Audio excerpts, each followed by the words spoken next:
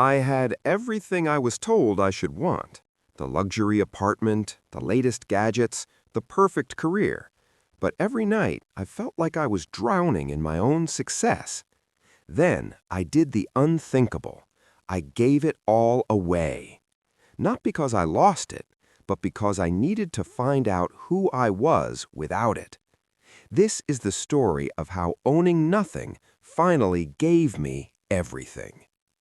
Elias sat in his quiet living room, a space that felt more like a museum than a home. As a world-renowned architect, he spent his days designing glass towers and steel monuments, but his own life lacked a solid foundation. His apartment was filled with the finest things money could buy: smart lighting that adjusted to his mood, voice-activated appliances, and furniture imported from the heart of Milan. Yet amidst this perfection, Elias felt a growing sense of displacement. He realized that he was no longer the master of his domain, he was merely the caretaker of his possessions. Every expensive item was a link in a chain, tethering him to a lifestyle that demanded his constant attention and exhausting labor. The weight he felt wasn't from a lack of organization, but from the burden of obligation. In his world, clutter wasn't about mess, it was about the hidden costs of ownership. Each high-tech gadget required updates, each piece of designer clothing needed specific care, and every luxury subscription clamored for his limited time. He looked at his collection of rare watches and realized they didn't represent time saved, but time spent working to acquire them. This was the physical weight of success, a heavy cloak of things that promised comfort but delivered only a profound sense of entrapment. He was living in a masterpiece of modern architecture, yet he felt as though he couldn't breathe under the sheer volume of his own achievements. This is the irony of the modern professional. The more we earn, the more we are expected to own, and the more we own, the less freedom we truly have. Elias was caught in the grip of the golden handcuffs. He worked 80 hours a week to sustain a life he was too tired to live. He had the finest espresso machine, but no time to sit and enjoy the coffee. He had a state-of-the-art home theater, but hadn't watched a full movie in years. The success he had built was now a wall between him and the rest of the world. He was a prisoner of his own prestige, terrified that if he stopped running, the entire elaborate structure would come crashing down around him. As the city lights flickered outside, a strange calm washed over him. He understood that his burnout wasn't a sign of weakness, but a signal for change. He had spent his entire career building for others, and now it was time to rebuild himself. He didn't need more gadgets, more space, or more accolades. He needed to rediscover the person who existed before the career and the collections took over. Elias realized that the only way to find his true self was to strip away the layers of luxury until only the essential remained. It was time to unlock the golden handcuffs and step into the unknown, leaving behind the weight of the world to finally find the lightness of being. The glass walls of Elias's high-rise office offered a breathtaking view of the city, but all he could see was the reflection of a man who had become a slave to his own success. It was a Tuesday evening, the kind of evening that should have been etched in his memory for a different reason. His daughter was standing on a stage 3 miles away, violin in hand, waiting for her father's face in the crowd. Instead, Elias sat anchored to his mahogany desk, frantically coordinating repairs for a luxury vehicle he barely had time to drive and responding to emails that funded a lifestyle he no longer enjoyed. The moment the performance ended, a text message arrived, a video of a performance he had missed. The silence that followed in that empty office was louder than any applause could have ever been. That night, Elias stood in the center of his expansive living room, surrounded by the curated artifacts of his achievements. Designer furniture, rare collectibles, and the latest gadgets glowed under the dim recessed lighting. For the first time, these things did not look like rewards. They looked like anchors. He looked at a vintage watch he had spent months chasing and realized it did not just tell time, it told him exactly how much of his life he had sacrificed to own it. A cold, piercing thought entered his mind, refusing to leave. If a fire swept through this room today and consumed everything I own, would I actually miss a single piece of it? The answer, whispered from the depths of his soul, was a terrifying and liberating no. We are often taught that our value is the sum of our acquisitions. We build digital and physical monuments to our productivity, convinced that the next upgrade or the larger home will finally provide the peace we crave. But for Elias, the breaking point was not a lack of resources, it was the overwhelming abundance of them. He realized that his life had become a series of maintenance tasks, protecting, cleaning, and upgrading objects that served no purpose other than to signal a status he no longer cared for. The weight of his possessions had become a barrier between him and the people he loved, creating a gilded cage where the bars were made of silver and gold. Desperation often births the greatest clarity. Elias knew he could not simply continue the cycle of earning to spend and spending to maintain. He needed a radical departure from the norm, a systemic shock to his perceived reality. He decided then and there to embark on a 30-day experiment in radical simplicity. He would strip away the non-essential, silence the noise of consumerism, and rediscover the man who existed before the world told him what he needed to be.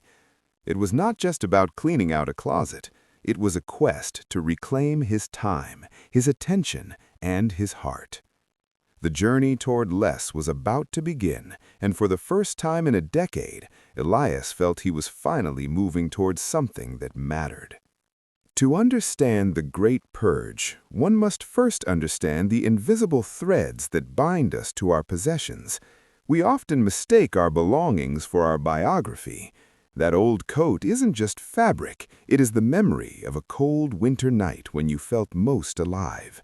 That stack of books isn't just paper, it is the intellectual identity you have carefully curated for the world to see. Letting go feels like an amputation of the self, because we have spent years externalizing our worth into physical matter. It is a psychological battlefield where every discarded item represents a small death of a former version of ourselves. We fear that if we lose the object, we lose the memory. Yet the truth is far more liberating. It is only in this shedding of the old that we find the emotional clearing required for the new to take root. Then comes the execution, the radical ritual known as the box method. Imagine your entire life packed into uniform cardboard containers, stacked high against the walls like silent monoliths. For 30 days, the apartment becomes a warehouse of potential rather than a museum of the past. You only reach into those boxes when a genuine need arises, peeling back the tape for a toothbrush, a single frying pan, or a reliable pair of boots. It is a stark, honest confrontation with the divide between utility and vanity. What remains in those boxes at the end of the month is not just clutter, it is the weight of a life you have outgrown. By isolating the essentials, you strip away the background noise and finally discover what truly sustains your daily existence. It is a trial by fire for every object you own. As the final boxes are carried away, something miraculous happens to the atmosphere of the room. There is a physical sensation of lightness that transcends the literal loss of mass. The air feels thinner, cooler, and significantly easier to breathe. The echoes in the empty hallway no longer sound lonely. They sound like a call to adventure. You realize that your identity was never housed in those shelves or hidden in the dark corners of your drawers. It was always within you, waiting for the clutter to clear so it could finally breathe. This newfound emptiness is not a void to be feared. It is a blank canvas. For the first time in years, you possess the freedom to paint a life defined by the depth of your experiences rather than the volume of your inventory. This is the true beginning. We live in a world that never sleeps, a digital orchestra that plays from the moment we wake until we drift into a restless slumber. We have become master architects of distraction, building elaborate fortresses of notifications, scrolling feeds, and background noise to guard against a single, terrifying enemy: silence. In the present day, an empty room is rarely truly empty. It is filled with the invisible weight of everything we are trying to outrun. But eventually, the battery dies, the signal fades, and the last echoes of the world outside dissipate. It is in this precise moment that the real journey begins, as we are forced to confront the person we have been avoiding the most: ourselves. When the distractions are finally gone, the internal noise does not fade. Instead, it grows louder, echoing against the walls of our consciousness. Thoughts we have suppressed, anxieties we have masked, and questions we have long deferred all come rushing to the surface in the absence of external stimuli. This is the void that most people spend their entire lives trying to fill with material possessions or digital validation. Learning to sit in this space without a buffer is perhaps the most difficult skill to master in the modern era. It requires a rare kind of courage to look into the mirror of silence and not turn away when the reflection is less than perfect. We soon realize that the discomfort we feel isn't caused by the silence itself, but the lack of familiarity with our own inner landscape. The shift from loneliness to solitude is a profound metamorphosis of the human spirit. Loneliness is a state of lack, a feeling that something is missing, a desperate reach for connection to escape the burden of one's own company. Solitude, however, is a state of abundance. It is the realization that being alone is not a punishment, but a privilege, a sacred space where the soul can finally breathe without the constant pressure of performance. In the silence of an empty room, we stop being performers for an invisible audience and start being observers of our own existence. We begin to understand that the void is not a hole to be filled, but a canvas to be painted upon, provided we are willing to pick up the brush. As we settle into the stillness, the room slowly transforms. What once felt like a cold prison of isolation becomes a warm sanctuary of clarity. The silence ceases to be a threat and becomes a teacher, showing us that our value is not dependent on our productivity, our possessions, or our social standing. We find that the empty room is actually overflowing with the potential for deep self-discovery. This is the evergreen truth of the human experience, that our greatest strength is forged not in the heat of the crowd, but in the cool, quiet depths of our own presence. When we can finally sit comfortably in an empty room, we are truly free, for we have found a home within ourselves that no external circumstance can ever take away. As the morning sun filters through the bare window of Elias's studio, it illuminates something far more precious than the antiques he once hoarded. It is the silence of a morning that belongs entirely to him. We are often taught that wealth is the accumulation of assets, but Elias discovered a different kind of fortune: time wealth. By stripping away the maintenance of 1,000 unnecessary objects, he effectively bought back hours of his day that had been previously stolen by clutter and the anxiety of upkeep. This wasn't just a change in schedule, it was a profound reclamation of his existence, proving that the richest man isn't the one who has the most, but the one who needs the least to feel whole. This newfound freedom allowed him to witness the world with fresh eyes, unburdened by the weight of a heavy inventory. With the physical noise silenced, a new frequency began to resonate within Elias's creative soul. For years, he believed that a cluttered environment was the sign of a genius mind, yet his output had been stagnant, mired in the chaos of his surroundings. Now, sitting in a desk that held nothing but his notebook and a single pen, he found that his thoughts possessed a terrifying clarity. This clarity was the fuel for his finest work. Without the subconscious weight of objects pulling at his attention, his mind was free to wander into the deeper corridors of imagination. He realized that creativity doesn't require more tools, it requires more space, both on the desk and in the mind, to breathe, evolve, and ultimately to create something of true substance. This transformation led Elias to a pivotal realization regarding the difference between a standard of living and a quality of life. For most of his adult years, he had chased the former, equating success with expensive upgrades and the latest acquisitions. However, as he looked at his simplified world, he realized that a high standard of living often comes at the cost of a low quality of life. True quality is found in the ability to linger over a cup of tea, the freedom to walk in the park without a buzzing phone, and the peace of a debt-free heart. He had traded the superficial shine of luxury for the profound depth of presence, discovering that true prosperity is measured by how much of your soul you get to keep at the end of the day. The wealth Elias now possesses is invisible to the casual observer, yet it radiates from his every action. It is an evergreen truth that resonates across generations. Our lives are not defined by the volume of our possessions, but by the vibrancy of our experiences.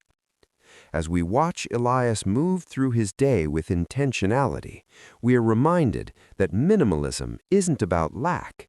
It is about abundance in the areas that actually matter. It is the wealth of a clear conscience, the riches of a focused mind, and the absolute luxury of being fully present in one's own life. This unexpected wealth is available to anyone brave enough to let go of the excess and embrace the essential.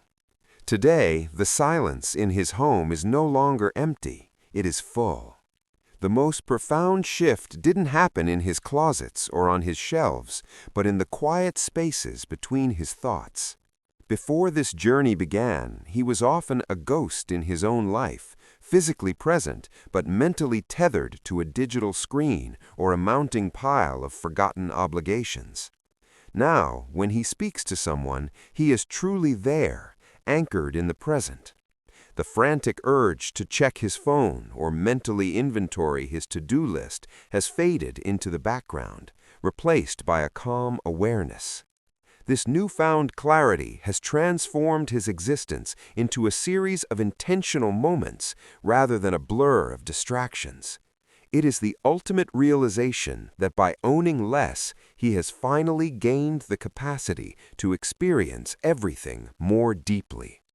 This internal stillness began to ripple outward, most notably in the way he relates to the people around him.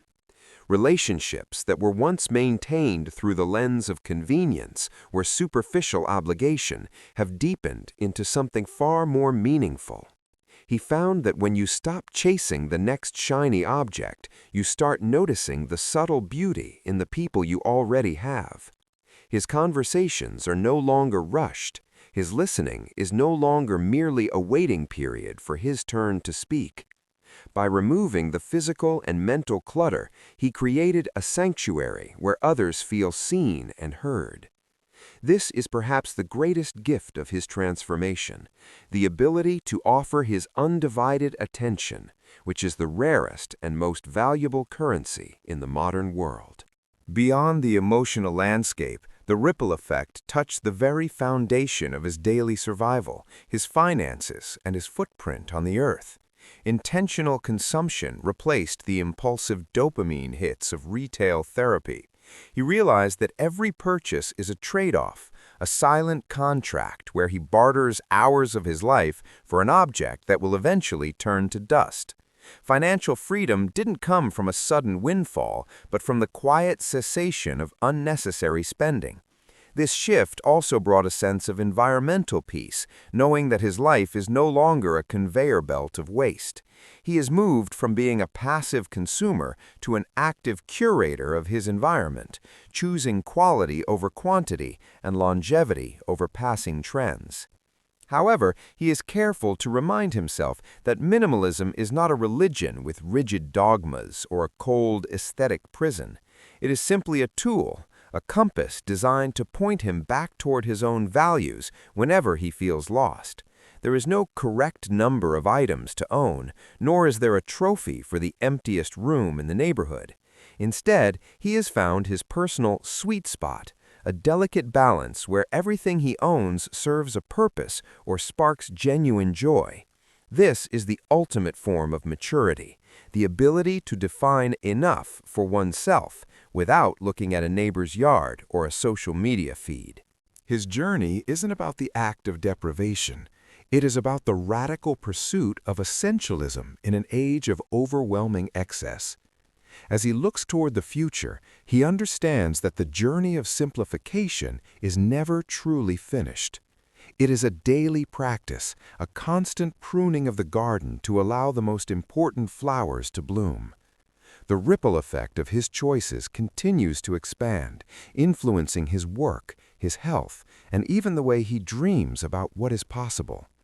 By letting go of what didn't matter, he cleared the path for everything that truly does. He stands now as a living testament to the idea that a smaller life is often a much larger one. In the end, his story is not about what he lost, but about the profound, unshakable peace he finally found in the heart of the present moment. We stand together at the threshold of a new chapter, not just in this story, but in the unfolding narrative of your own life. The present day often feels like a crowded room, filled with the echoes of yesterday's regrets and the heavy shadows of tomorrow's anxieties. Yet the profound beauty of a new beginning lies in its inherent simplicity. It is the quiet, sacred moment before the sun rises, where the world remains still and possibilities are infinite. To truly embark on this journey, we must first recognize that our lives are not defined by the volume of what we accumulate, but by the weight of what we choose to carry forward. This is the precise moment where the burden of the past meets the lightness of your resolve. I want you to pause for a moment and ask yourself this fundamental question: what is one thing you can let go of today? Perhaps it is a physical object gathering dust in a corner of your home, or perhaps it is something far more invisible, a heavy emotion, a long-held grudge, or a limiting belief that has overstayed its welcome in your heart. We often cling to these things out of a primal fear of lack, convinced that more is always better. But in the grand design of a meaningful life, subtraction is frequently more transformative than addition. By releasing just one thing, you create a small pocket of silence, a tiny clearing in the forest of your mind where something vibrant and new can finally begin to take root and grow. This brings us to the true essence of minimalism, a concept often misunderstood as merely an aesthetic of empty rooms and white walls. True minimalism is far deeper. It is the intentional act of making room for what matters. It is a philosophy of curation rather than deprivation. Think of your life as a canvas that has been painted over too many times, becoming cluttered and indistinguishable. Minimalism is the courage to scrape away the excess layers of noise and distraction to reveal the original masterpiece underneath. When we clear away the non-essential, we finally begin to hear the melody of our own purpose, allowing our core values to dictate our environment, rather than letting our environment dictate our peace. As we delve deeper into this new beginning, we realize that simplicity is in fact the ultimate sophistication. In our modern age, We are constantly bombarded with the message that we need to acquire more to become more. However, the stories that resonate most deeply throughout history are those of individuals who found profound wealth in the intangible. By choosing quality over quantity and presence over possessions, we reclaim our most precious resources, our time and our energy. This shift is not a sudden explosion, but a slow, rhythmic process of refinement. Every choice to live with less is a courageous choice to live with more intention, more gratitude, and more clarity than ever before. As we conclude this journey together, let the words of Lao Tzu guide your path. Nature does not hurry, yet everything is accomplished. Your new beginning starts today with a single deliberate step toward the light of simplicity. We invite you to share your journey with our English story community. Tell us in the comments what you are letting go of today to make room for your future. If this story has sparked a light within you, please subscribe and join us as we continue to explore the narratives that shape our souls. Until our next story, live simply, dream deeply, and let your new beginning be your greatest masterpiece yet.